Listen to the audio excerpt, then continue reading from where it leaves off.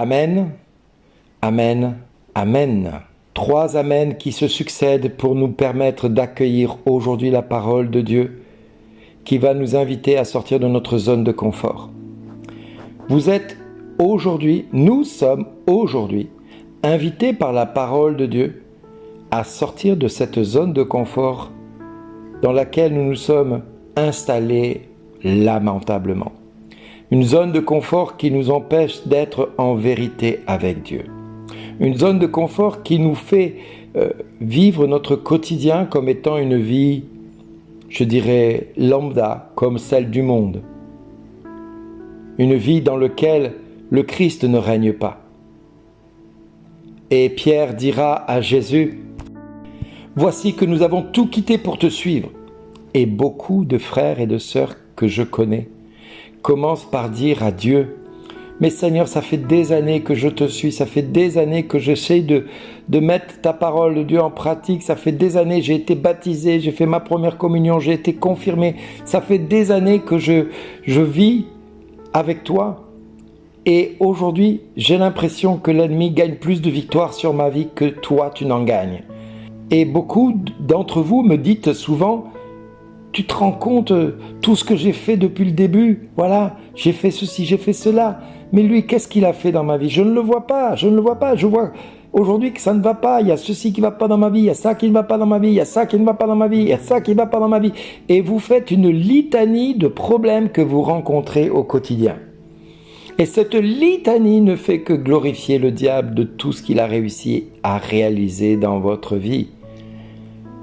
Alors que notre Dieu nous invite à appliquer simplement ses commandements, vous vous contentez de faire l'éloge de ce que le diable a fait dans votre vie. Vous ne cessez de dire, et quand je dis vous, on est tous passés par là, même moi je suis passé par là pendant un temps, jusqu'à que je comprenne que je faisais le jeu du diable, jusqu'au jour où j'ai compris qu'il ne fallait plus que je fasse cela, que je cesse de regarder les œuvres du diable dans ma vie, même si je les avais devant les yeux, 24 heures sur 24, même si c'était dur par moments, il me fallait renoncer à regarder ces œuvres-là pour regarder ce que Dieu avait fait pour moi.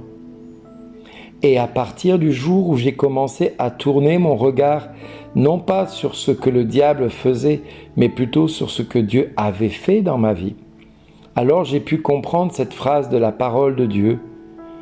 Nul n'aura quitté à cause de moi et de l'Évangile une maison, des frères, des sœurs, une mère, un père, des enfants ou une terre sans qu'il reçoive en ce temps le centuple. Maison, frères, sœurs, mère, enfants et terre avec des persécutions et dans le monde à venir, la vie éternelle. J'ai compris ce texte parce que ce moment-là, j'ai compris que mes yeux se tournaient à 180 degrés. Au lieu de regarder ce que l'ennemi me montrait, j'ai décidé de regarder que Jésus était plus important dans mon cœur, que Jésus avait payé le prix du sang et que moi je me devais de le suivre et qu'en voulant le suivre, je devais renoncer à vouloir garder le contrôle sur ce qui était cher à mon cœur, sur ce qui était précieux à mon cœur.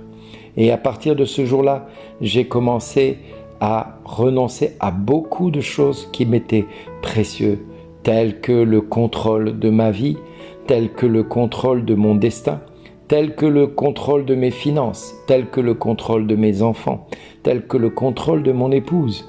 Tout cela, il a fallu que je renonce.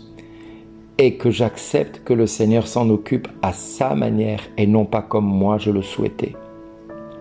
Alors oui, frères et sœurs, nous avons la possibilité de continuer à dire « Oui Seigneur, tu vois, j'ai fait ceci pour toi, j'ai fait cela », mais tu n'as rien fait que Dieu ne t'ait permis de le vivre.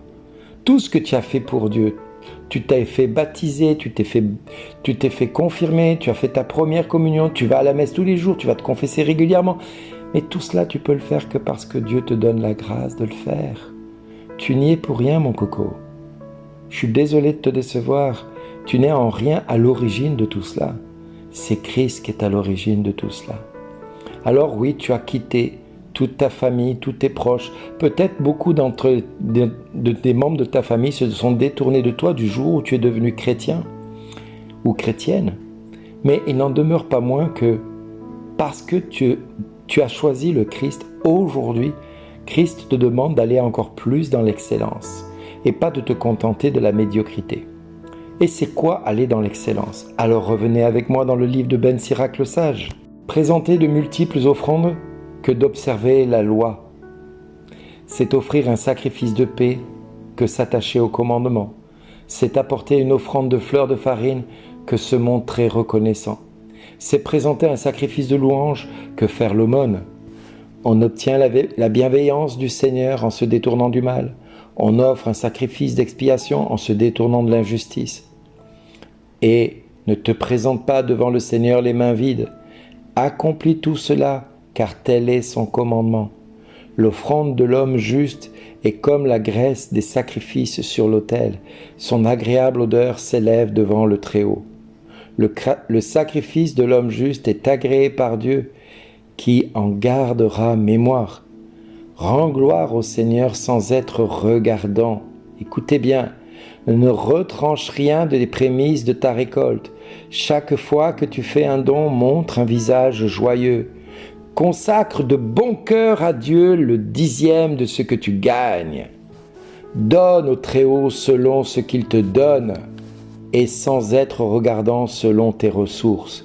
Oui, frères et sœurs, beaucoup de frères et sœurs donnent la dîme en fonction de ce qu'il leur reste sur leur compte et non pas en fonction de ce qu'ils touchent. Des fois, ils ont 1000 € sur le compte, c'est très bien, tant mieux pour eux. Et en fonction de ce qu'ils ont, ils vont toucher peut-être 2000, mais ils vont dire, si je donne ma dîme, c'est-à-dire 200 €, ça va me manquer le mois prochain. Alors ils vont donner la dîme de la dîme, c'est-à-dire 10% de la dîme, c'est-à-dire le 10e du 10e. Et au final, ils ne font pas une offrande à Dieu, ils se donnent bonne conscience. La dîme ne se négocie pas, c'est le 10e de tout ce que tu perçois. La dîme, si tu ne veux pas la donner parce que tu n'as pas les moyens, parce que tu as trop de dettes, alors moi je t'invite à faire un acte prophétique. Prends ton chéquier, écris le montant de ta dîme de ce mois-ci. Mets ce chèque sous une icône de Saint Joseph ou sous un cadre de Marie ou de Jésus ou peu importe, ou sur le lieu de ton autel où tu pries tous les jours. Puis ensuite déclare au Seigneur, voilà Seigneur, aujourd'hui je n'ai pas l'argent pour verser le 10e de ça parce que j'ai trop de dettes, mais voilà cette dîme que je te dois. Et tous les mois tu refais le même geste. Et tous les mois tu fais s'empiler ces chèques les uns à la suite des autres, comme si tu les donnais à Dieu. Et tu dis Seigneur, moi je vais les donner. Au moment opportun, quand j'aurai fini de payer mes dettes, voilà ce que je te donnerai. Et au moment venu, tu feras le total de tout ce que tu avais mis de côté, selon la volonté de Dieu. Et tu donneras intégralement ta dîme, et tu ne te moqueras pas de Dieu ainsi. Parce que tu auras payé toutes tes dettes, et au moment opportun que tu le pourras, tu pourras t'acquitter du 10e de tout ce que tu as gagné, en étant honnête avec Dieu, en étant sincère avec Dieu. Mais pour l'heure, n'oublie pas que si tu donnes selon ton cœur, de bon cœur, en montrant un visage joyeux, Dieu te payera au septuple de tout ce que tu as donné. N'essaie pas de l'influencer, parce que lui te rendra aux 7 fois plus que tu n'as donné. Mon frère, ma sœur, ne fais pas des comptes d'apothicaire avec Dieu. Donne selon la générosité de son cœur qu'il a envers toi. Sois aussi généreux et lui ne fera pas défaut. Merci d'exister.